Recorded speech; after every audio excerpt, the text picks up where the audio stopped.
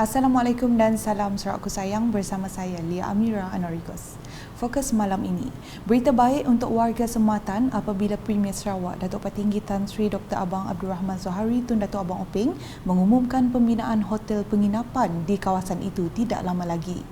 Menurut Datuk Petinggi Tan Sri Abang Zohari, terdapat entiti swasta yang telah bersetuju untuk membangunkan hotel di Sematan yang mengikut reka bentuk hotel di Dubai dengan menelan kos sebanyak 120 juta ringgit.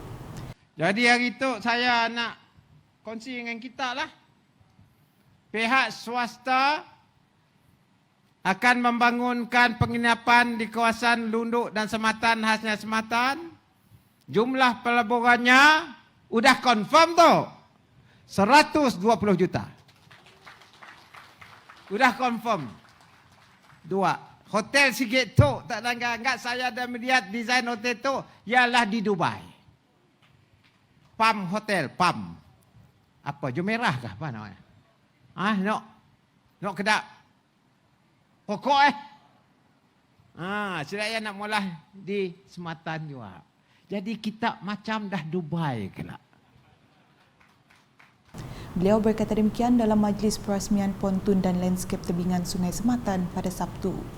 Datuk Petinggi Tan Sri Abang Zohari menambah dengan adanya pembangunan penginapan ini, ia akan mewujudkan lebih banyak peluang pekerjaan sekaligus menjadi tarikan kepada para pelancong yang datang.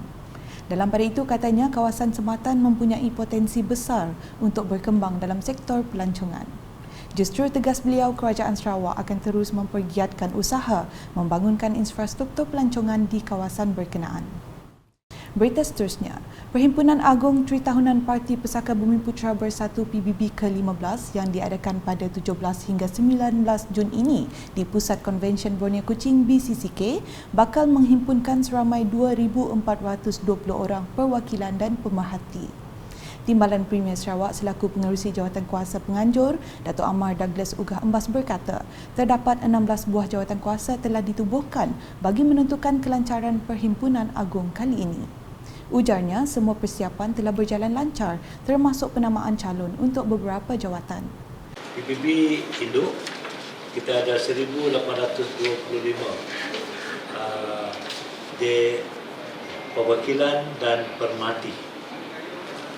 Bagi pemuda ada 297, wanita ada 298. Pemuda dan wanita akan memasyurat pada 17 hari bulan, satu hari, dan bapa akan ataupun PBB itu akan memasyurat pada 18 dan 19. Dan dia akan dirasmikan oleh Yang Amat Premier ataupun yang ketua parti PBB. Beliau berkata demikian dalam sidang media di Ibu Pejabat PBB pada Sabtu. Tambah Datuk Amar Douglas, tema bagi Perhimpunan Agung pada tahun ini ialah menjamin kestabilan, kemakmuran dan kegemilangan Sarawak yang mana ia dilihat daripada perkembangan terkini dari segi kejayaan Gabungan Parti Sarawak GPS dalam pilihan raya yang lepas. Selain itu katanya antara usul yang akan dikemukakan dan dibincang pada Perhimpunan Agung nanti ialah berkenaan strategi pembangunan pasca COVID-19 PCDS 2030. Kerajaan Sarawak untuk mengadakan satu post-COVID development strategi. Tujuannya adalah untuk menentukan bahawa Sarawak akan jadi wilayah yang berpendapatan tinggi pada tahun 2030. Maka kita yakin waktu itu kita dapat naik taraf Sarawak kepada taraf kegemilangannya. Inilah yang akan dikemukakan dibincang pada Perhimpunan Agung yang akan datang. Dalam sidang media sama, Pengerusi Jawatankuasa Perundangan Parti PBB, Datuk Awang Bimi Ali Basah telah mengumumkan senarai Ahli Majlis Tertinggi Parti PBB Sarawak sesi 2022-2025 yang telah dicalonkan. Bagi jawatan yang diputua, Yang Berhormat Datuk Petinggi Tan Sri Dr. Abang Haji Abdul Rahman Zohari bin Tun Abang Haji Openg. Bagi jawatan timbalan yang diputua, kesemua cawangan pun mencalonkan Yang Berhormat Datuk Amar Douglas Ugah Embas dan Yang Berhormat Datuk Amar Haji Awang Tengah Ali Hassan. Bagi jawatan naib yang di ketua kanan, dicalonkan oleh semua cawangan adalah Yang Berhormat Datuk Seri Haji Fadilah Haji Yusof dan Yang Berhormat Dr. Stephen Rundi Anak Itong. Jawatan naib yang dipetua Yang Berhormat Datuk Gerard Rantap Jabu, Yang Berhormat Datuk Haji Dulahi Haji Nurawi, Yang Berhormat Dr. Haji Anwar bin Rafai, Yang Berhormat Datuk Haji Abdul Karim Ahmad Hamzah, Yang Berhormat Datuk Roland Sagawiin, Yang Berhormat Datuk Haji Abdul Rahman Junaidi, Yang Berhormat Datuk Gerawat Galak, Yang Berhormat Datuk Seri Hajah Fatimah Abdullah, dan Yang Berhormat Miro Anak Simo. Semua mereka ini, jawatan-jawatan ini menang tanpa bertanding sebab cawangan-cawangan calonkan. Tambah Datuk Awang Bimi lagi, 14 jawatan bagi sayap pesaka telah menang tanpa bertanding, manakala 16 jawatan pula yang dipertandingkan bagi sayap Bumiputra. Melihat keputusan yang dicalonkan daripada cawangan-cawangan ini, Datuk Amar Douglas yakin bahawa PBB akan terus menerajui kepimpinan GPS di Sarawak. Turut hadir dalam sidang media ialah Ketua Penerangan PBB Datuk Idris Buang, Timbalan Setiausaha Agung Datuk Ibrahim Baki dan Setiausaha Eksekutif PBB Datuk Awang Bujang Awang Antek. Selanjutnya di Serike, kawasan Muara Payang telah dikenal pasti akan dibangunkan dengan infrastruktur asas yang diperlukan selari dengan kesinambungan projek jalan dan jambatan pasi dari Serike ke Tanjung Manis yang sedang giat dilaksanakan sekarang. Timbalan Menteri Perancangan Bandar, Pentadbiran Tanah dan Alam Sekitar Sarawak, Datuk Lim Talif Saleh berkata, meskipun pelaksanaan projek akan mengambil sedikit masa, namun ia akan dilaksanakan kerana memahami kesukaran yang dialami oleh rakyat yang memerlukan infrastruktur untuk menjalani kehidupan seharian. Sehubungan itu, Ahli Dewan Undangan Negeri Kuala Rajang itu menuntut semua penduduk bekerjasama dengan baik agar pembangunan dapat dilaksanakan secara berterusan. Beliau berucap demikian semasa program Ngiling Bidai di Rumah Muli Muara Payang pada Jumaat. Antara permintaan penduduk di kawasan Muara Payang ialah mempercepatkan projek jalan darat menghubungkan Serike dan Muara Payang serta bekalan air bersih terawat. Terdahulu, Ahli Parlimen Tanjung Manis Insinyur Yusuf Abdul Wahab dalam ucapannya turut berterima kasih atas sokongan yang telah diberikan oleh penduduk Muara Payang dan turut memohon agar penduduk bersabar kerana semua projek yang dipohon seperti bekalan air bersih dan jalan raya sedang dalam perancangan, khususnya untuk kawasan Muara Payang. Sementara itu, berucap semasa menghadiri program Ngiling Bidai di Rumah Lidang Kerubung pada sebelah petang, Datuk Lin berkata pembangunan infrastruktur di seluruh kawasan Kerapa dan Kerubung membuktikan keprihatinan kerajaan untuk memberikan kemudahan yang diperlukan oleh rakyat. Ujarnya, infrastruktur yang dilaksanakan ini sekaligus membantu meningkatkan sosioekonomi penduduk serta memudahkan pengeluaran hasil produk ke bandar-bandar berdekatan. Insinyur Yusof dalam ucapannya pula menyeru kepada semua penduduk agar terus berdiri teguh di belakang kerajaan Gabungan Parti Sarawak GPS supaya wakil-wakil rakyat dapat menjalankan tugas mereka dengan lancar untuk kebaikan rakyat. Beliau juga menyeru kaum Iban agar menjadikan sambutan gawai sebagai pengukuh perpaduan di kalangan masyarakat, khususnya di kawasan Kuala Rajang. Manakala di Matu, selama 40 tahun penglibatan dalam dunia politik, Premier Sarawak Datuk Patinggi Tan Sri Dr. Abang Abdul Rahman Sohari Tun Datuk Abang Openg disifatkan sebagai seorang pemimpin yang kuat bekerja. Menurut Timbalan Menteri di Jabatan Premier Sarawak, Integriti dan Ombudsman merangkap Ahli Dewan Undangan Negeri Jemoreng, Datuk Mursyid Diraja Dr. Juanda Jaya, rakyat perlu menghargai pemimpin seperti Datuk Patinggi Tan Sri Abang Sohari yang bekerja tanpa mengira masa, lebih-lebih lagi sejak hari pertama beliau mengambil alih kepimpinan Sarawak. Kita orang tu untung sebenarnya. Raya boleh cuti, Gawai Dayak boleh cuti, Hari Agung boleh cuti, boleh berjalan-jalan. Datanglah komplain jeraya, jam lah, peri penuh lah. Tapi mungkin kita nanggar yang amat berhormat kita. Kerana kecintaan luar biasa untuk melihat Sarawak maju, beliau melupakan rehatnya, melupakan cuti dan jalan-jalannya. Saya kadang-kadang bingung yang amat berhormat. Bila ndak kita berehat? Ya, program pagi, petang, siang, malam. Malam saya yakin ada tahajud juga kita.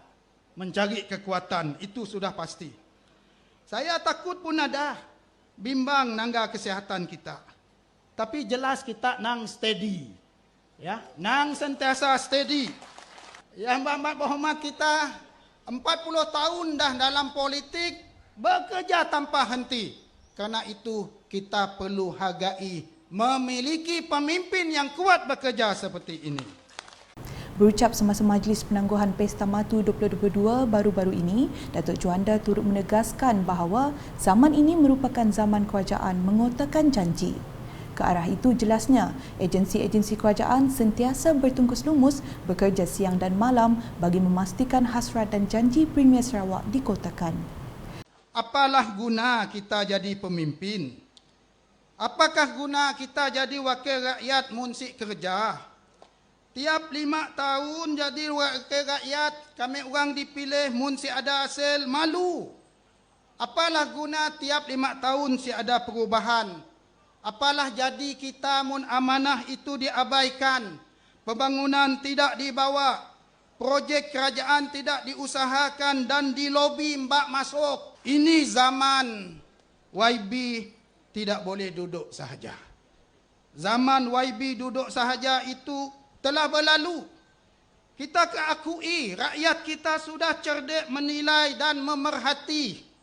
Justru beliau berharap supaya rakyat terus bekerjasama, bersatu hati dan menyokong usaha kerajaan mengekalkan kemakmuran serta memajukan setiap kawasan di Sarawak.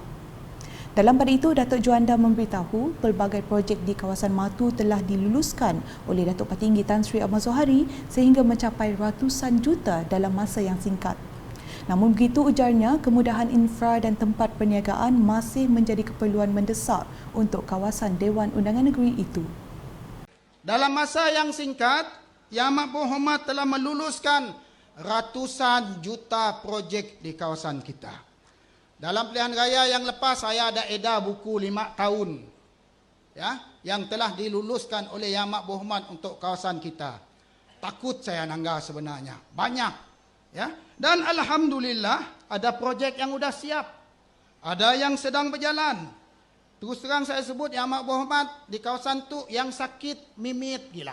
Kita perlu terus untuk bekerja kuat. Kerana apa? Keperluan infra dan tempat perniagaan masih merupakan keperluan mendesak untuk daerah Matu dan DUN N44 Jemoreng. Sehubungan itu, Datuk Juanda telah meminta peruntukan tambahan sebanyak 8 juta ringgit untuk pelaksanaan perancangan pembinaan Masjid Kuala Matu yang akan menjadi lokasi balai cerap pertama di Sarawak dan juga bakal dijadikan sebagai tempat persinggahan besar untuk pengguna jalan raya ke utara Sarawak. Kita sedang membina waterfront di pantai Kuala Matu yang akan menjadi daya tarikan pelancong daripada Kapit, Kenawit, Song, Sibu, ya, kemudian yang datang daripada arah Sarike, Seri Aman dan Kuching, berdekatan si jauh daripada kawasan masjid ini kelak. Ya, Yang Amat Berhormat, ya, kita bina rumah Allah ini dengan hebat. Insya-Allah pasti Allah akan binakan istana syurga yang lagi hebat untuk kita di akhirat kelak sebagai bekalan kita menuju alam sana. Dalam ucapan sama, beliau menambah terdapat 2 lagi cadangan tempat untuk dibuat jalan raya di dalam kampung dengan segera. Iaitu jalan sekaan besar Pasar Lama ke Kampung Bertung, Nyak Meh depan Yajak, seorang sungai ya. Di ujung nun ada Kampung Bertung yang seada jeraya. 1.6 kilometer. Anggaran pihak JKA kita sebanyak 21 juta. Kemudian yang kedua, jalan Kampung Jemoreng Baharu sejauh 1.9 kilometer. Ya, yang bernilai 23.6 juta. Jemoreng tu si dapat kita nak madah apa. Memang negeri yang banjir setiap tahun apabila sampai ujung tahun. Pihak kami mencadangkan ada jalan baru di belakang kampung untuk membuka kawasan perkampungan berkenaan. Permintaan itu juga termasuk anggaran sebanyak 10 juta ringgit bagi membaik pulih bangunan pejabat lama daerah Matu agar diubah menjadi anjung usahawan untuk keperluan aktiviti ekonomi termasuk pengoperasian pasaraya untuk kemudahan penduduk.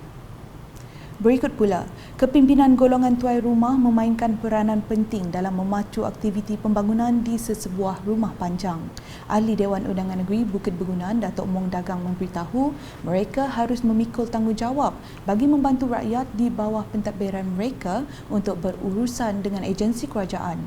Katanya ini adalah kerana pembangunan rumah panjang serta pemerkasaan penduduknya adalah berpandukan pimpinan tuai rumah masing-masing.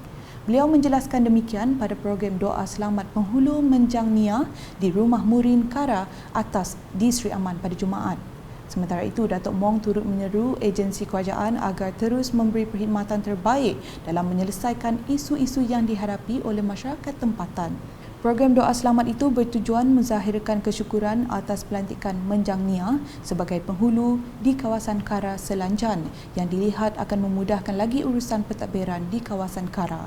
Turut diadakan penyerahan sijil pelantikan tuai rumah kepada 5 tuai rumah baharu. Sekian edisi malam bersama saya Lia Amira. Berita lebih lanjut boleh didapati di semua platform media sosial UKAS termasuk portal ukas.sarawak.gov.my dan UKAS Channel di YouTube. Salam UKAS.